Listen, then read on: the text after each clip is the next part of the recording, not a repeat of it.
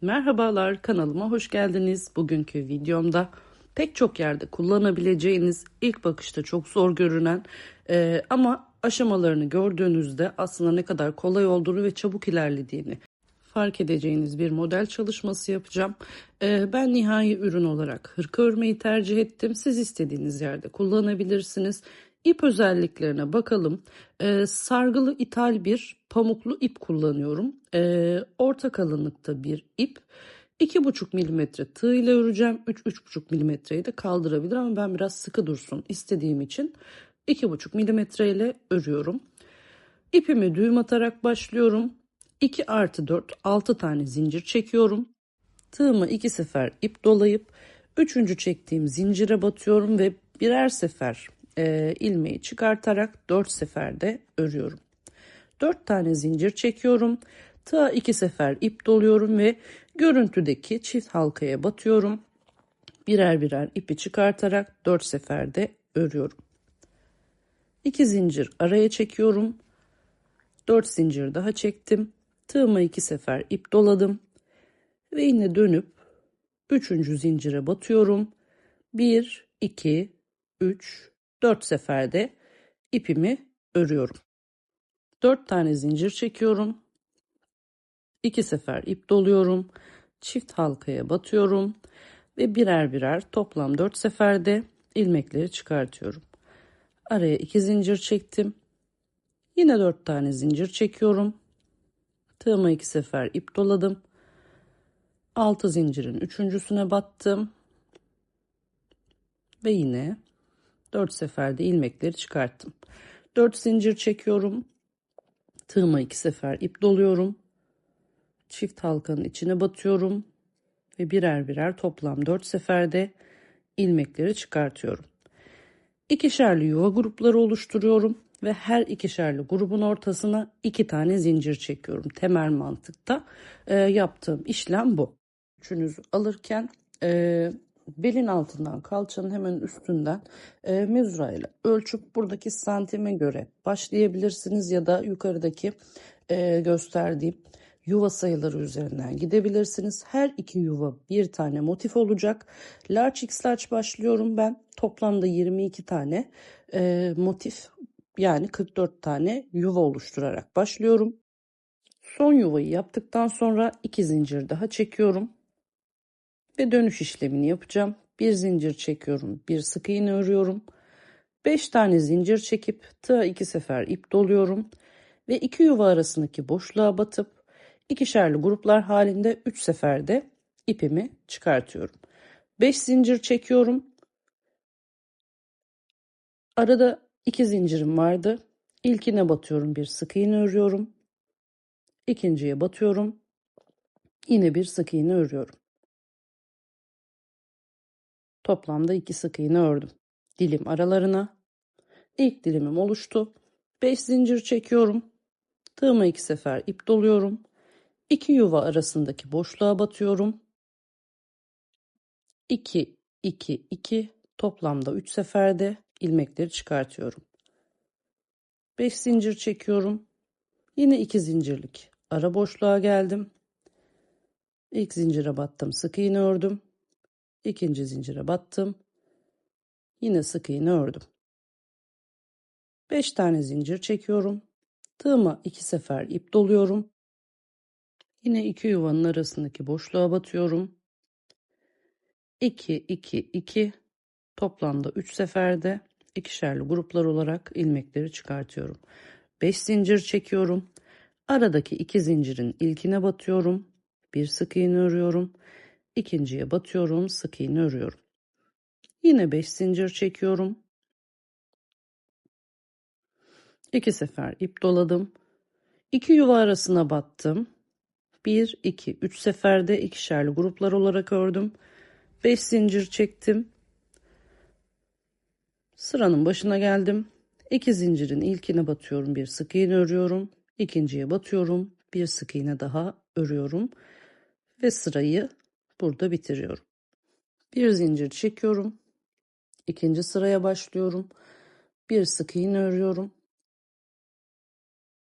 5 zincirlik ilk boşluğa batıp 7 tane sık iğne örüyorum.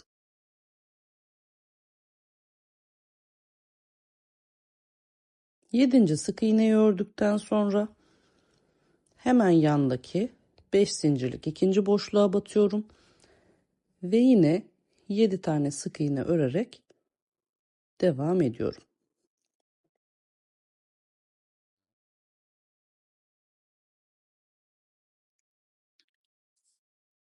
Ortadaki sık iğnelerin arasına batıyorum. Bir tane sık iğne örüyorum.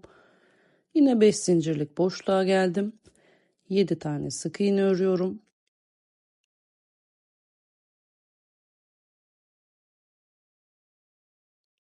Direkt soldaki 5 zincirlik boşluğa geçiyorum. Buraya da 7 tane sık iğne örüyorum.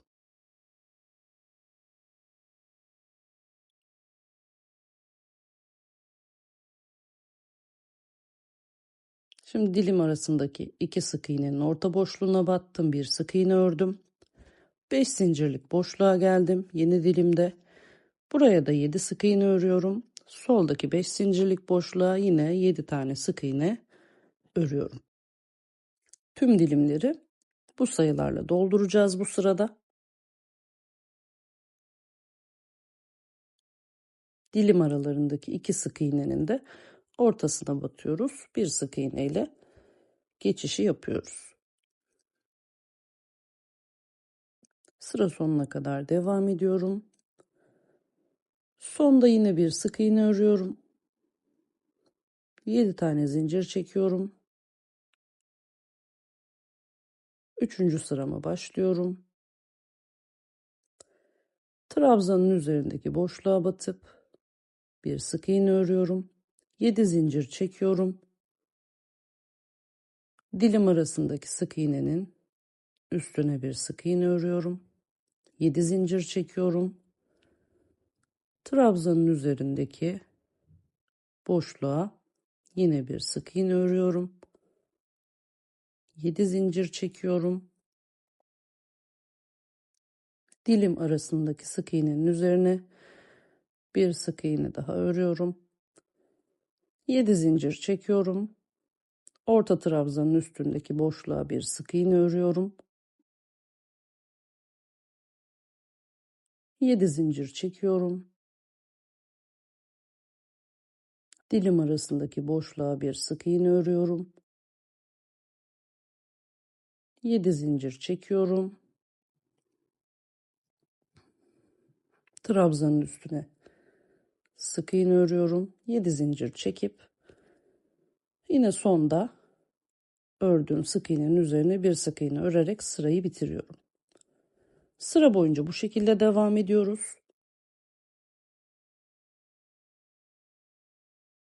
Bir zincir çekip yeni sıraya başlıyorum. 7 zincirlik boşluğun içerisine 8 tane sık iğne örüyorum. 3. sıradayım.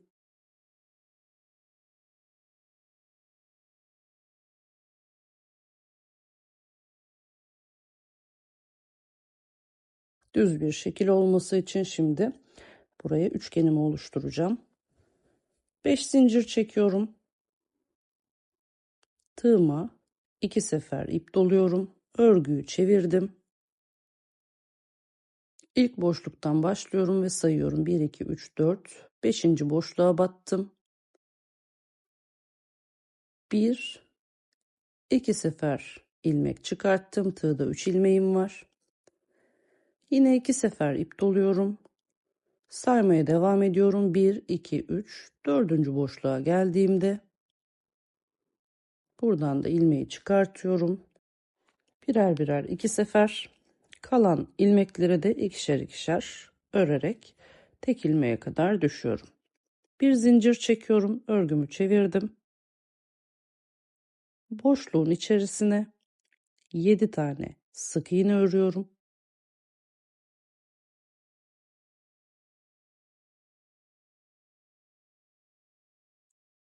Bakın tek bir sırada boyut olarak ne kadar ilerlediğimizi burada görebilirsiniz. 7. sık iğneyi ördükten sonra şu kısma ve sık iğnenin üzerine batıp 2 ilmeği kaydırıyorum. Kalan 2 ilmeği sık iğne şeklinde örüyorum. 7 zincirlik diğer boşluğa geldim. İçine 8 tane sık iğne örüyorum.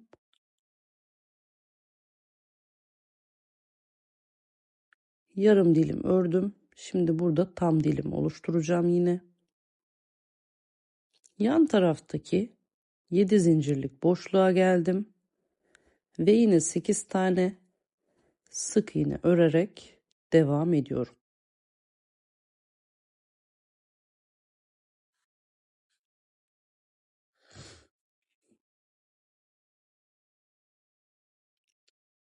Bakın buraya bir dilim oluşturacağım. 5 zincir çekiyorum. Tığıma 2 sefer ip doluyorum. Örgüyü çevirdim. 1, 2, 3, 4, 5. boşluğa battım. İlmeği çıkarttım. Birer birer eksilttim. Tığda 3 ilmeğim var. Bir sefer ip doladım. 1, 2, 3, 4. boşluğa battım. 2 sefer çıkarttım. Kalan ilmekleri 2 2 bitirdim.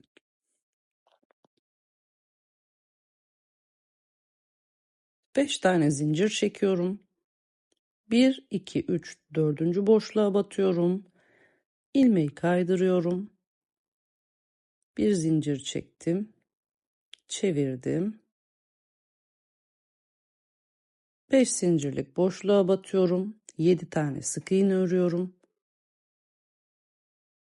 Takip eden 5 zincirlik boşluğa yine 7 tane sık iğne örerek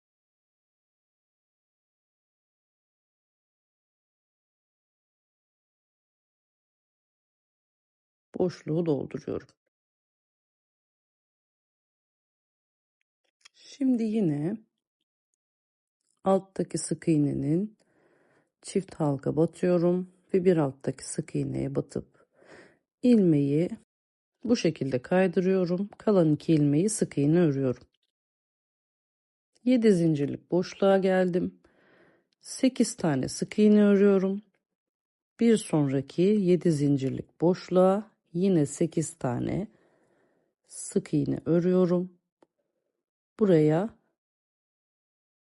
tekrar bir dilim daha oluşturacağım.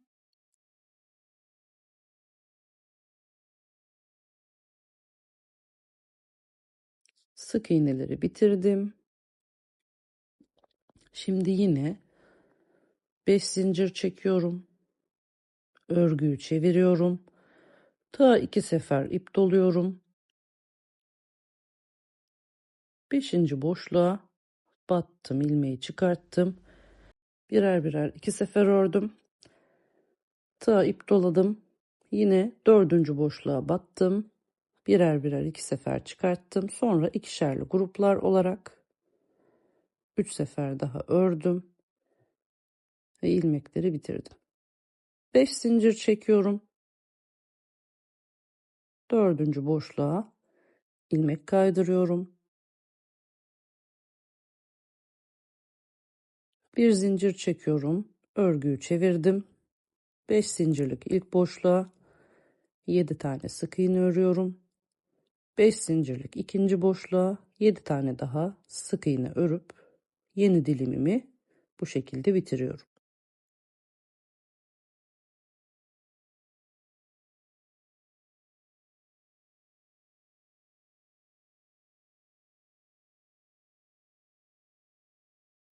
Yedinci sık iğneden sonra sık iğnenin çift halkasına battım. Alttaki sık iğneye battım, ilmeği içlerinden kaydırma işlemi uyguladım. Kalan 2 tane ilmeği de sık iğne olarak ördüm. Şimdi bir tam dilim daha örüyorum ve sıra sonunda yarım dilim öreceğim yine. İlmek kaydırma işlemini yapıyorum. Bakın sık iğnemi ördüm. Kalan 7 zincirlik boşluğa önce 8 tane sık iğne örüyorum.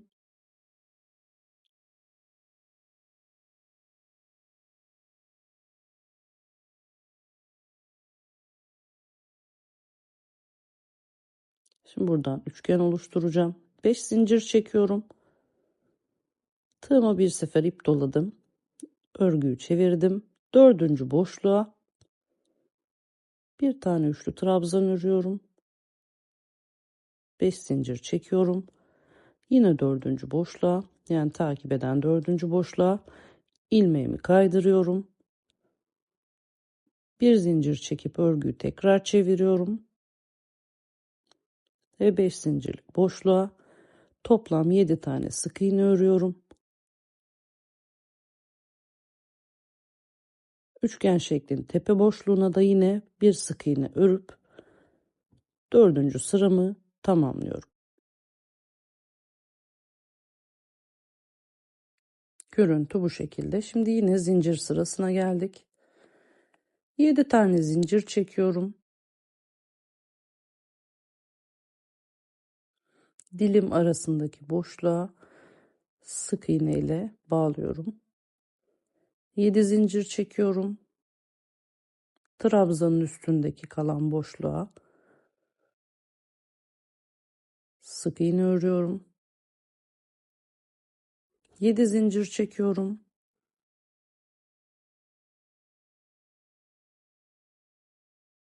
Dilim arası boşluğa sık iğne örüyorum.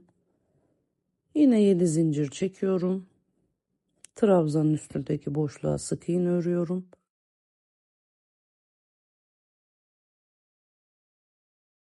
7 zincir çekiyorum. Boşluğa bir sık iğne örüyorum. 7 zincir çekiyorum. Trabzanın tepe noktasına sık iğne örüyorum. 7 zincir çekiyorum. Dilim arasına sık iğne örüyorum. Ve 7 zincir çekip başlangıçtaki ilk sık iğnenin içerisine bir sık iğne örüp sırayı tamamlıyorum. 5. sıramı tamamlıyorum.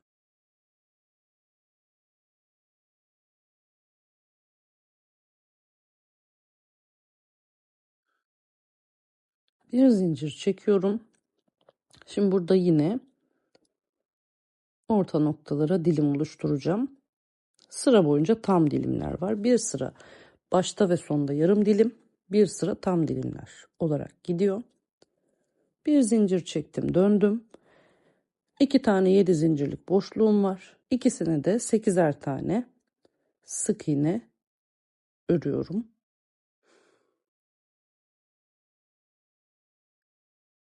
İlk boşluğumu ördüm. Direkt ikinci boşluğa geçiyorum. Sık iğnelerimi örmeye devam ediyorum.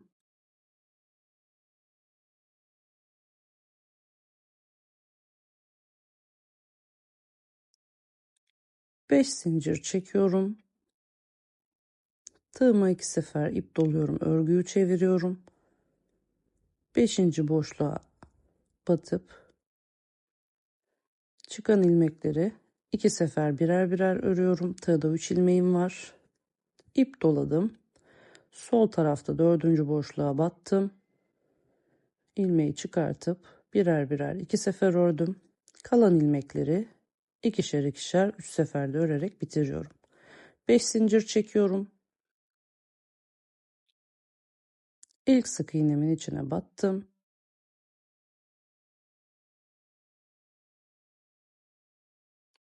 İlmeğimi kaydırdım. Bir zincir çektim.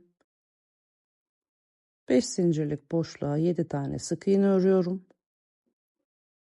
7. sık iğneden sonra soldaki 5 zincirlik boşluğa geçiyorum. Buraya da 7 tane sık iğne örüp ilk dilimimi tamamlıyorum.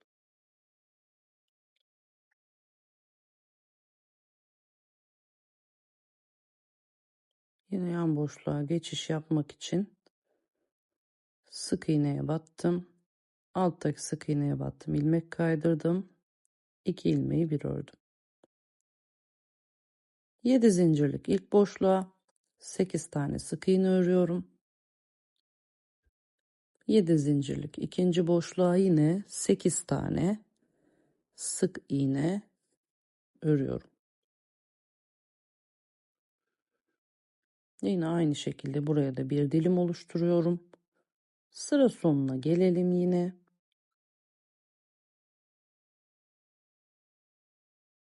Bu dilimlerden boşlukların tamamını örelim.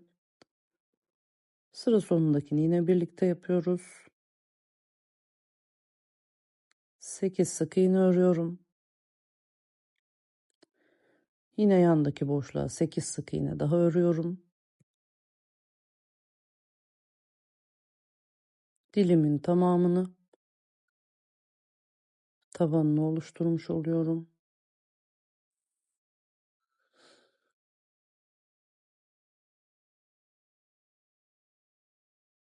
5 zincir çekiyorum. Tığımı 2 sefer ip doluyorum.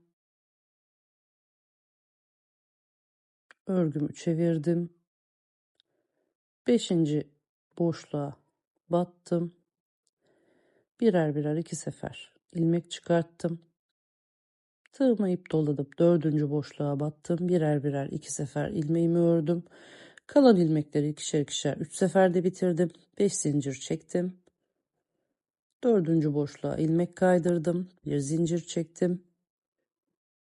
5 zincirlik ilk boşluğa 7 tane sık iğne ördüm. İkinci boşluğa yine 7 tane sık iğne örüp en son ilmek kaydırma işlemi yapıyorum ve sırayı bu şekilde tamamlıyorum. Bundan sonrası artık yine birbirini takip eden şekilde olacak. Tam dilim sıramı ördüm.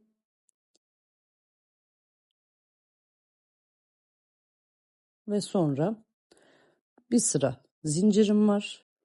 Ve yine burada 3. sırada yaptığım gibi yarım dilim oluşturarak sıraya başlıyorum. Bir sıra zincirim var. Bir sıra tam dilim örüyorum. Bir sıra zincirim var.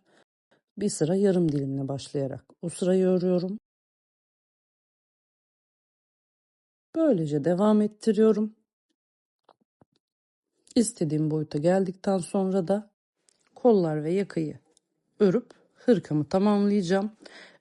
Bu birinci videom. İkinci videoda kollar ve yaka kısmını anlatıyor olacağım. Her zamanki hatırlatmamı yapayım. Projenin devamı için kanalıma abone olmayı, yorumlar kısmında görüşünüzü belirtmeyi ve videoyu beğenmeyi unutmayın. Bir sonraki videoda görüşmek üzere. Hoşça kalın.